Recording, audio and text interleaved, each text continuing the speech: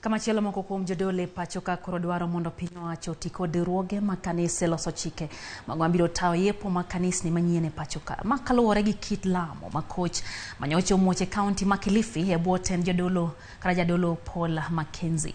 Ka jafwambo mar Jodolo mondi lero migawo mar arita bende koro golo siem ne jogo matayo chenro mag kanisni e tok chik. Jodolo ma opogore koro dwaro mondo mi piny owacho oti kod riwruoge mag kanisa ma opogore mar loso chike mabiro tayo chenro mag yawo kanisni manyien e pacho kae.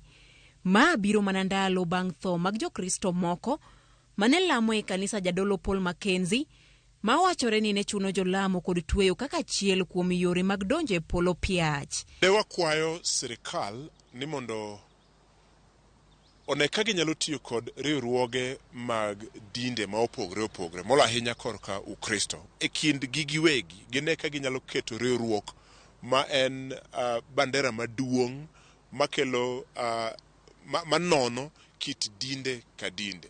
Gine ma gibiro duoko penjo ni kanisa no onego yaw, sirkal onego migi license koso kik migi license. Kendo sirkal onego kaw atua mapiyo ahinya mondo dinde machalo kamagi ok onego bed e piny mantiere. Moko kuom jokristo to koni gin din makamago pognegi neno kendo puonj magisebedo ka giyudo mon kod madhi nyime din mar Mackenzie. An gi pacha pok anene muma kamondiki ni ng'ato onego bed ni lamo gi riyo kech mondo tho mondo dhi e polo. Muma wacho ni kane jopuonjre nok nyal golo jochiende to kane gipenjo Yesu to Yesu nonyisogi ni nitie jochiende moko migolo mana ka ng'ato lamo gi riyo kech.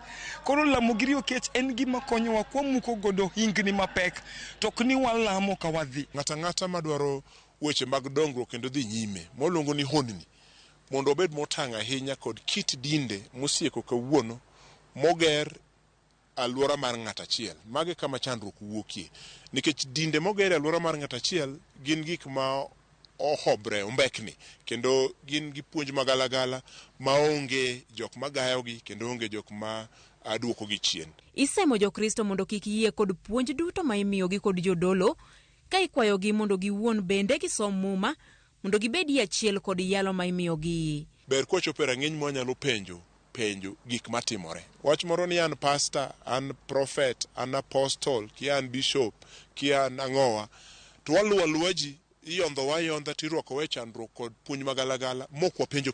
Ok onyal wito ji, ok onyal lalo ji ni ji dhi e polo to ng'ama dwa ni mondo idhi e polo no to dong' e piny ka. En ema onego kuongo tho odhi e polo eka mondo orom ni rangach. To ng'ama dwa wuondi ti tho to en to dong' kongima e piny ka. Mano ng'ama ok nyal konyo. To mane gima tiri lone waneno mnagi ka pok otimore e piny mantiere ni. Omiyo jadolo momuoji koro olemo ni ji nyaka thone ma jaote Satan. Migawo mar arita e piny Kenya e bwo jatend migawo no Kithure Kindiki ogolo lipot ewi tho makoch ma osebedo e dind Paul Mackenzie. Lipodno koni kata obedo ni piny Kenya oketo ji thuolo mar lamo, tim ma onesha kaola omiyo koro piny owacho dhi kawo ndamo mager ne jogo ma oyud kod ketho kaachiel kod keto chike matayo lamo e kanisni, moskiti kod kuonde lamo mag din duto e piny Kenya. Kindiki okoni e kinde mag reso ji ma pod timo lamo kono kaachiel kod kunyo bugni ma oyikie dhano. Ochano limo Malindi tich ariyo mar neno ni jo Kenya duto mani lamo e kanisa Mackenzie oresi kendo ji ma oyud kod remo e lwetgi okum. Judith Omondi, Ramogi TV.